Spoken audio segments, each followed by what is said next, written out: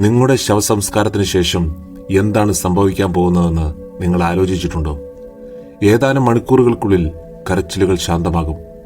ചടങ്ങിൽ പങ്കെടുക്കാൻ വന്ന ബന്ധുക്കൾ പതുക്കെ നാട്ടുവർത്തമാനം പറഞ്ഞു തുടങ്ങും.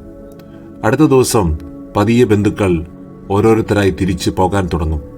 കുറച്ചു ദിവസത്തേക്ക് നിങ്ങൾ മരിച്ച വിവരം അറിയാത്തവർ നിങ്ങളുടെ ഫോണിൽ വിളിച്ചെന്ന് വരാം. പിന്നെ അതും നിൽക്കും. കുറച്ചാഴ്ചകൾക്ക് ശേഷം നിങ്ങളുടെ മക്കളും ഭാര്യയും അവരുടെ ജോലിക്ക് പോയി തുടങ്ങും.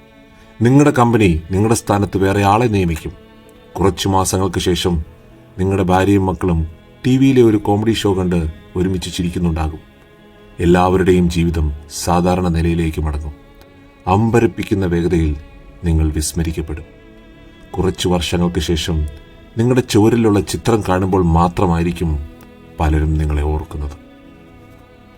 നമ്മളെ ഇത്രയും വേഗം ലോകം മറക്കുമെങ്കിൽ മറ്റുള്ളവർ എന്ത് ചിന്തിക്കുമെന്ന് വിചാരിച്ച് ആദി പിടിക്കുന്നതിൽ, നമുക്കിഷ്ടമുള്ള കാര്യം ചെയ്യാതിരിക്കുന്നതിൽ എന്തർത്ഥമാണുള്ളത്?